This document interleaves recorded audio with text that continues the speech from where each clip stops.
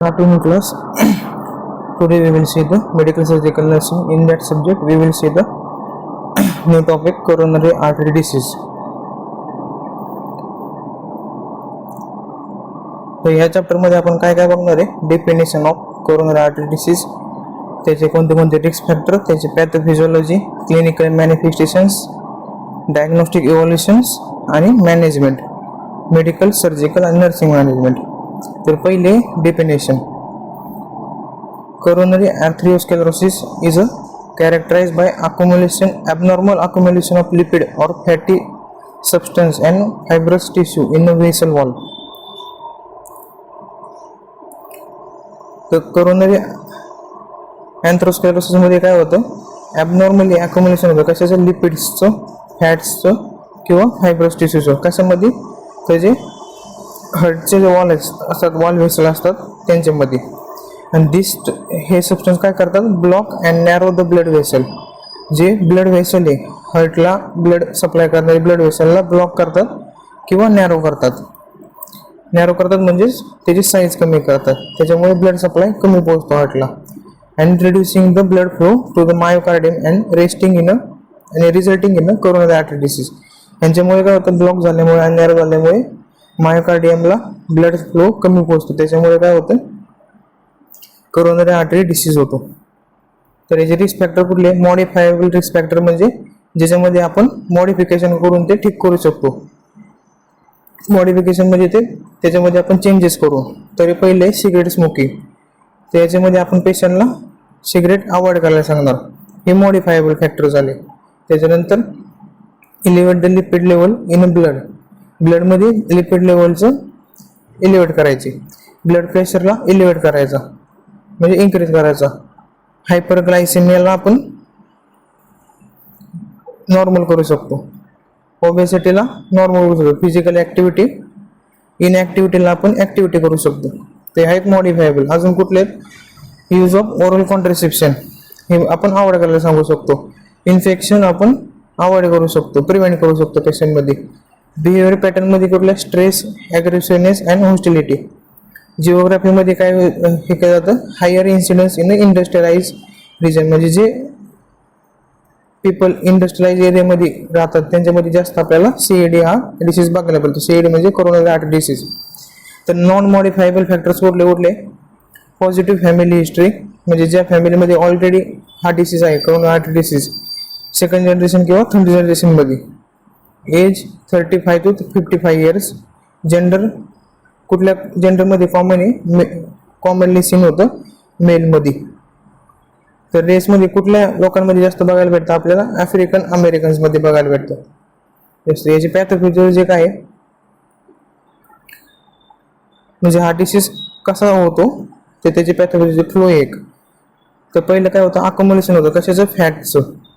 कशामध्ये? Blood व्हेसलमध्ये accumulation झालं फॅटचं blood व्हेसलमध्ये, त्याच्यामध्ये इन्फ्लॅमेटरी प्रोसेस होती ब्लड व्हेसलमध्ये. त्याच्यानंतर फायब्रस टिश्यू फॉर्मेशन होतात. त्याच्यानंतर occlusion of the blood vessel होतं, त्याचं ब्लड सप्लाय कमी होतो. कशामध्ये? मायोकार्डियमला ब्लड सप्लाय कमी होतो. ब्लड सप्लाय कमी झाला की इस्चेमिया होतो. इस्चेमिया म्हणजे काय होतं? इनएडिक्वेट किंवा कमी प्रमाणात ब्लड सप्लाय त्या पर्टिक्युलर ऑर्गनला जातो, त्याला म्हणतात इस्चेमिया. इस्चेमिया झाला की नेक्रोसिस होतं. नेक्रोसिस म्हणजे ऑक्सिजन त्या टिश्यूला, सेलला, ऑर्गनला भेटत नाही, त्याच्यामुळे नेक्रोसिस होतं. कुठं? हार्टच्या मायोकार्डियल मसलला. त्याच्यानंतर आपल्याला CAD हा डिसीज बघायला भेटतो. CAD म्हणजे कोरोनरी आर्टरी डिसीज. तर क्लिनिकल मॅनिफेस्टेशनमध्ये काय काय आहेत बघायला भेटतं आपल्याला? पेशंट कुठले कंप्लेंट करतो? चेस्ट पेनची कंप्लेंट करतो. विकनेस किंवा नमनेस होतो आर्म्समध्ये, हातामध्ये, ब्रिस्टमध्ये आणि हँड्समध्ये. डिसेप्निया बघायला भेटतो पेशंटला. डायफोरेसिस पेशंटमध्ये बघायला भेटतं. डायफोरेसिस म्हणजे काय? एक्सेसिव्ह स्वेटिंग होती पेशंटला.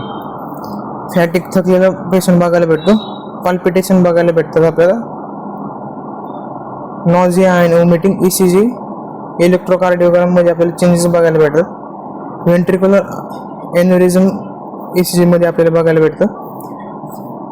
डिसरिथमियाज किंवा सडन डेथ पण आपल्याला बघायला पेशंटमध्ये. आणि हायपरलिपिडेमिया.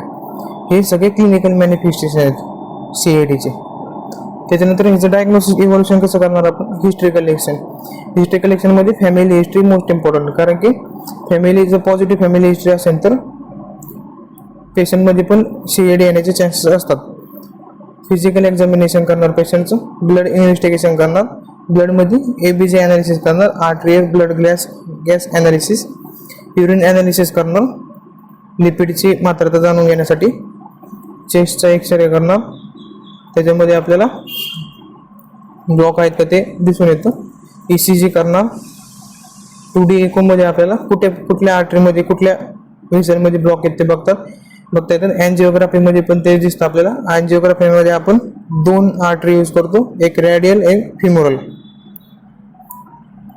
त्याच्यानंतर ट्रेडमिल टेस्ट करतो, त्यालाच बोलतो आपण TMT. देन पेस्ट्रॉन एमिशन टोमोग्राफी करतो, त्याबद्दल short form PAT. Nuclear imaging study करतो आणि CT स्कॅन करतो. तर याचं मॅनेजमेंट कोणते पहिले मॅनेजमेंट आहे मेडिकल मॅनेजमेंटमध्ये आपण पहिलं काय करणार, जे कोलेस्ट्रॉल लेवल आहे त्याला कंट्रोल करण्याचं काम करणार. तर कसं करणार, कोणते मेडिकल सप्लिमेंट देणार आपण त्यासाठी, निकोटिनिक ॲसिड, फिब्रिक ॲसिड आणि बाईल ॲसिड. तर अँटी हायपरटेन्सिव्ह ड्रगमध्ये कुठले यूज करणार आपण, nitroglycerin, beta adrenergic blocker, calcium channel blockers आणि AC इनिव्हेटर्स. AC इनिव्हेटर म्हणजे अँजिओटेन्सिन कन्व्हर्टिंग एन्झाईम. हे क्लासिफिकेशन ड्रग्सचे हे आपण CADच्या पेशंटमध्ये यूज करतो, अँटी हायपरटेन्सिव्ह ड्रग्स. त्याच्यानंतर आहे अँटीप्लेटलेटमध्ये कुठले ड्रग येतात, ॲस्पिरिन आणि क्लुपिड्रूक. त्याच्यानंतर अँटीकोॲग्युलंट, त्याच्यामध्ये आपण हिपॅरिन देणार. आणि सिडेटिव्ह ॲनाल्जेसियामध्ये आपण मॉर्फिन सल्फेट थ्रू IV. तर ह्या डायग्राममध्ये तुम्हाला स्पष्ट दिसून जाईल की कशा पद्धतीने CAD होतो. ही जी पहिली डायग्राम आहे ही नॉर्मल हार्ट आणि ही त्याची नॉर्मल आर्टरी. दुसऱ्या डायग्राममध्ये आर्टरी विथ प्लेग बिल्डअप. ह्याच्यामध्ये प्लेग तयार झालेला आहे. प्लेग तयार झाल्यामुळे काय झालेलं आहे, त्याची जी साईज आहे इंटरनल डायमीटर तो कमी झालेला आहे आणि त्याला पर्टिक्युलर पार्टला हार्टचा ब्लड फ्लो कमी प्रमाणात जातो.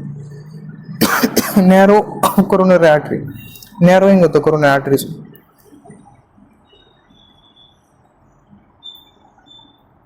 नेक्स्ट आहे सर्जिकल मॅनेजमेंट. आपण 2 सर्जरी करतो, त्याला बोलतो कार्डिओ रिव्हॅस्क्युलरायझेशन मध्ये 2 सर्जरी येतात, ते PTCA आणि एक CABG. PTCA म्हणजे परक्युटेनियस ट्रान्सल्युमिनल कॉर्नरी अँजिओग्राफी आणि CABG म्हणजे coronary artery bypass graft surgery. तर अँजिओप्लास्टी आपण कसे करतो,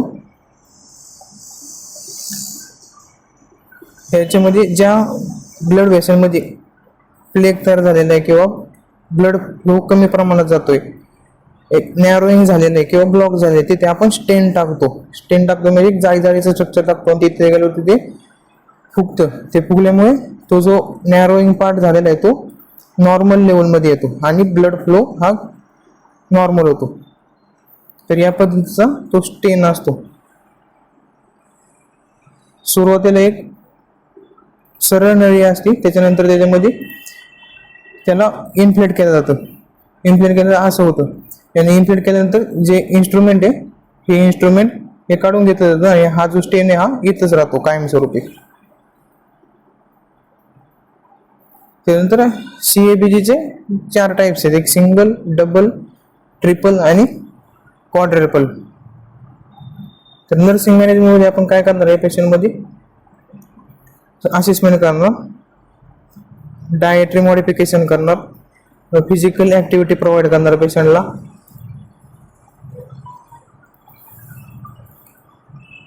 त्यानंतर पेशंटचं स्मोकिंग करत असेल तर स्मोकिंग अवॉइड करणार, जो पेशंट हायपोक्सिया असेल तर पेशंटला ऑक्सिजन थेरपी प्रोव्हाइड करणार.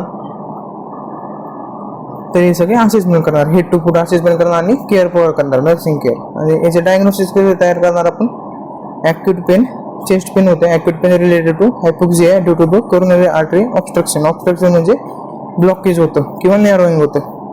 इनइफेक्टिव्ह टिश्यू परफ्युजन, कुठले cardiac tissue related to cardiac injury. Cardiac injury झाल्यामुळे जे कार्डियक टिश्यूज आहेत तिथे परफ्युजन होतं. एन्झायटी होती पेशंटला, एन्झायटी असेल, डिप्रेस असेल पेशंट, स्ट्रेसमध्ये असेल किंवा ॲग्रेसिव्ह असेल तर त्याला आपण बिहेवियर थेरपी प्रोव्हाइड करणार. Activity intolerance related to fatigue secondary to decrease cardiac output. Patient fatigue असेल तर त्याला आपण थोडेफार ROM एक्सरसाइज प्रोव्हाइड करणार लिटिल अमाऊंटमध्ये. Ineffective therapeutic regimen management related to lack of the knowledge of disease process. तर हे सगळे नर्सिंग डायग्नोसिस आहेत. तर हा होता सगळा तुमचा CADचा पार्ट. CAD म्हणजे करोनरी आर्टरी डिसीज.